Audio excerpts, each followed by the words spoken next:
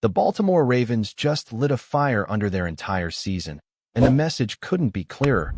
It's do or die time in Baltimore.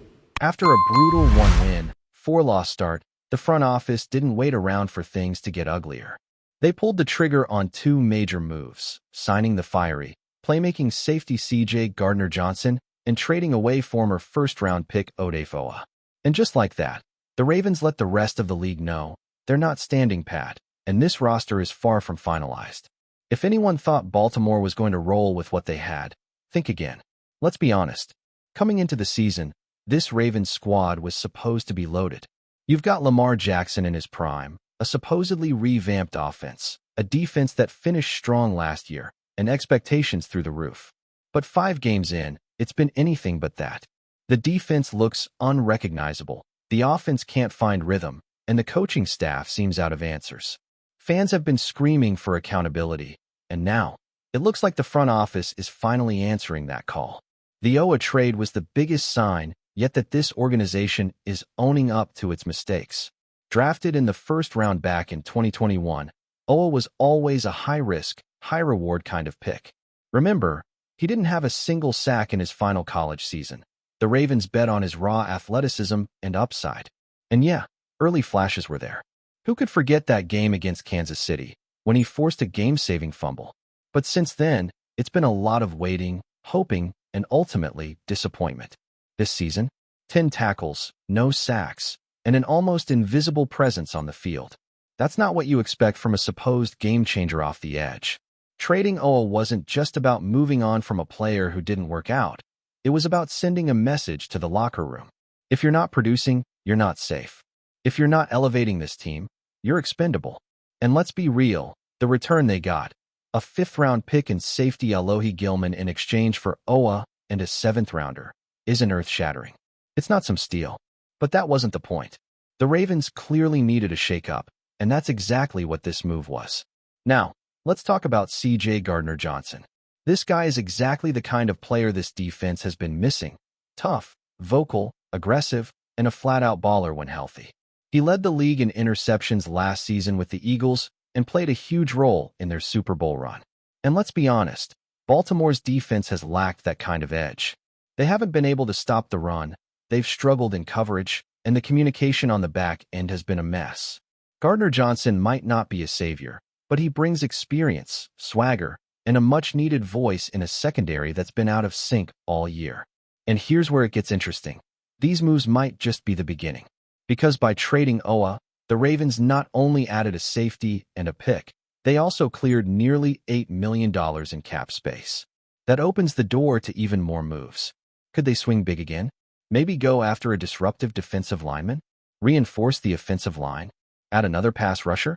The paths are wide open right now, and that's exactly what has fans buzzing. This front office might be getting ready for a run, or they could be preparing to blow it all up and start a mini reset. It all depends on how the next game or 2 plays out. The real pressure now? It's on head coach John Harbaugh. If this season continues to spiral, and the Ravens fall to 1 win and 5 losses, his seat goes from warm to scorching. And if you're Harbaugh, you're not trying to rebuild. You're not trying to wait for next season. You're trying to save your job. That's why, behind closed doors, you know he's begging General Manager Eric DeCosta to go all in, trade the picks, bring in help now, do whatever it takes to save this season. Because if they punt on the year and it ends in disappointment, Harbaugh knows what's waiting for him, the exit door. But DeCosta's got a decision to make. Does he push all his chips in and try to salvage a slow start by betting on Lamar Jackson and this core? Or does he start building for the future, collecting draft capital and resetting this roster around a younger nucleus? It's a tough call, but if this truly is a win-now window with Lamar, then the move is obvious. Get aggressive. This is not the time to play it safe. You can't waste another year of your franchise quarterback's prime. And let's not forget, this roster still has glaring holes. The defensive line hasn't been good enough. The interior pressure is non-existent. Opponents are running the ball with ease, and quarterbacks have had all day to throw. When you're getting bullied up front and shredded in the secondary, you're going to lose games. And that's exactly what's been happening. Guys like Travis Jones haven't taken that next step, and while veterans like Kyle Van Noy bring leadership, they're not long-term solutions. This team needs difference makers, not just role players. If the Ravens are serious about turning this around, they need to stop focusing on bargain deals and value picks. They need to target proven stars. Go get players who can tilt the field. Stop drafting on potential and start acquiring production. Because right now, it's clear this roster wasn't built right. Whether that's due to bad scouting, bad development, or just bad luck, the result is the same. A team that's underachieving and running out of time. And if you're Lamar Jackson, you've got to be watching all this with a raised eyebrow. This was supposed to be the best roster you've had. You committed long-term. You bought into the plan. And now, 5 games in, the house is already shaking. If the organization decides to wave the white flag, don't be surprised if Lamar starts rethinking how he approaches the rest of this season. Why risk it all when the team around you isn't doing its part? So now the Ravens are at a crossroads. 3 paths. Push all in, stand pat, and hope for internal improvement, or begin a quiet teardown. If they choose the first path, it's about making real, aggressive moves to fix this defense and stabilize the offense. That's what winners do. They recognize the window, and they go for it. But if they sit on their hands, hoping the current group magically turns it around, they're in for more of the same. Blown coverages, missed tackles, stalled drives, and frustrated fans. One thing's clear. The Ravens of the last 24 hours aren't the same team that limped through the first 5 weeks. And with Gardner Johnson now in town, Odafe Oweh shipped out, and more cap room to play with, Baltimore has officially entered the chaos zone. Whether they come out of it stronger or completely unraveled depends on what they do next. The clock is ticking. There's a reason why this recent wave of moves from the Ravens feels different. It's not just about shaking things up, it's about survival. When you're sitting at 1 win and 4 losses, with a schedule that doesn't get any easier, you don't have the luxury of patience. You can't sit back and wait for things to magically improve. That's exactly why Eric DeCosta made the tough call to move on from Odafe Oweh, a player once seen as a cornerstone of the defense. His exit wasn't just about his numbers being down. It was about a lack of impact, a lack of presence, and a realization. That potential doesn't win you football games in October when your season is hanging by a thread. Let's not rewrite history, though. The Ravens took a calculated risk when they selected Oweh in the first round back in 2021. He was never a finished product. He was a raw athlete, explosive off the line, freakishly gifted, and the kind of player who, if things clicked, could become a nightmare for opposing offenses. But it never clicked. Not consistently. Not when it mattered. For every flash of brilliance, there were long stretches where he completely disappeared. You could count the big-time, game-changing plays on one hand. For a first-round pass rusher, that's not good enough. And this year, with the Ravens desperate for someone to spark their defense, Oweh's production was nearly non-existent. That just can't happen, not in this league, not in a division like the AFC North. So now he's in Los Angeles, traded to the Chargers for a mid-tier safety and a 5th-round pick. That's the kind of return you get when the league sees what the Ravens saw. A player who hasn't lived up to his billing. Gilman isn't a game-changer, but he brings something this defense has lacked: competency, awareness, and experience in the back end. And when paired with the signing of C.J. Gardner-Johnson, it's clear that Baltimore's priority right now is stabilizing the secondary. That group has been one of the biggest letdowns of the season so far. Too many communication breakdowns, too many missed tackles, and a disturbing lack of cohesion that's cost them critical drives and, ultimately, games. Gardner-Johnson changes the dynamic. He's loud, aggressive, smart, and fearless, everything you want in a tone-setting defender. When you watch this Ravens defense play, you don't see those things. You see confusion. You see hesitancy. You see players out of position and a lack of trust. That's where a guy like Gardner-Johnson makes a difference. He's not afraid to bark at teammates. He's not afraid to challenge guys when things aren't going right. And that kind of fire might be exactly what this group needs. But don't be fooled into thinking this is all about the secondary. These moves are connected to a much bigger problem. This defense, as a whole, has underperformed in every major category. They can't get off the field on 3rd down. They're giving up chunk plays in the air and on the ground. They're not creating turnovers. And worst of all, they're not playing with the identity that used to define Ravens football: tough, physical, relentless. That identity is gone right now. And if they don't find a way to get it back, this season is going to spiral out of control fast. The bigger question looming is what comes next. Because this feels like the first domino.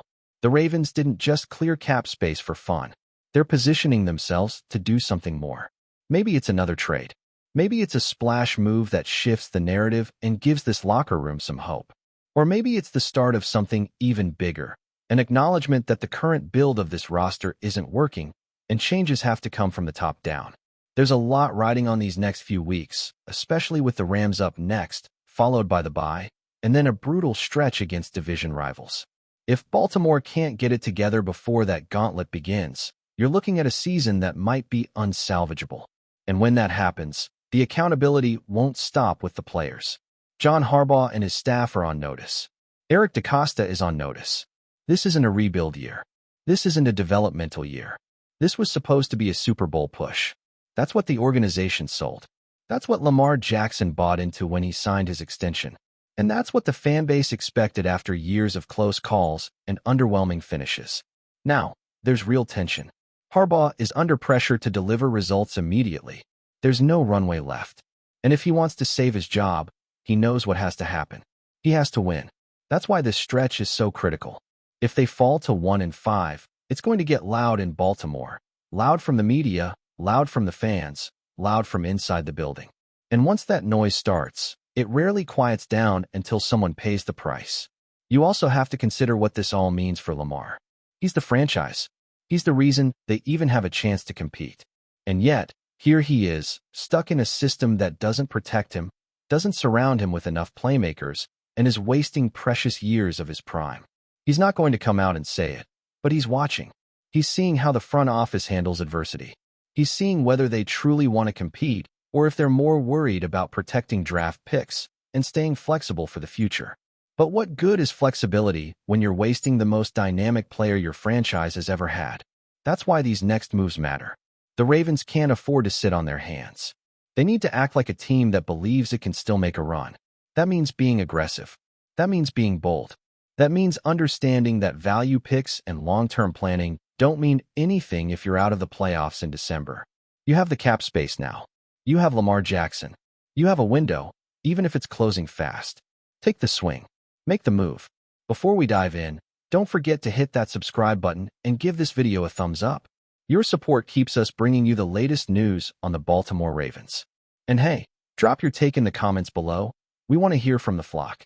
In what could be the most shocking NFL rumor of the season, whispers are swirling around league circles that the Baltimore Ravens may be plotting a blockbuster move, acquiring SAQUON Barkley from the Philadelphia Eagles.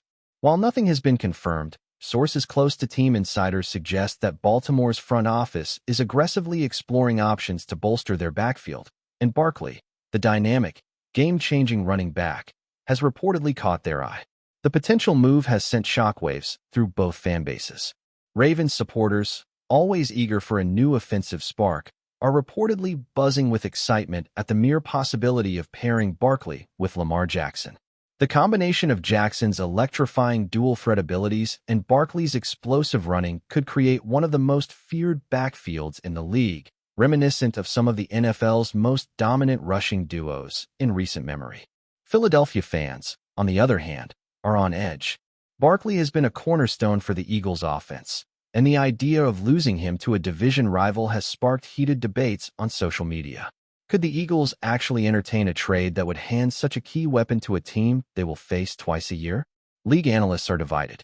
Some argue that Barkley's contract and potential fit in Baltimore's system could make the deal feasible, while others point out the high stakes of strengthening a conference rival. Insiders hint that the discussions are still in very early stages, with scouts evaluating both the financial implications and how Barkley's presence could reshape the Ravens' offensive identity. There's also chatter that Baltimore might be willing to part with future draft picks or young talent to make the trade work, signaling their win-now mentality. As with any rumor of this magnitude, skepticism remains. Executives rarely comment publicly, and agents are known for playing coy in negotiations. But the sheer possibility of Barkley switching colors and taking his talents from Philadelphia to Baltimore has already set the rumor mill on fire. Fans, pundits, and even rival teams are now watching closely, wondering if this could be the offseason's defining headline. In the NFL, where fortunes can change with a single trade, one thing is certain. If this deal ever materializes, it would be a seismic shakeup, not just for the Ravens and Eagles, but for the entire league.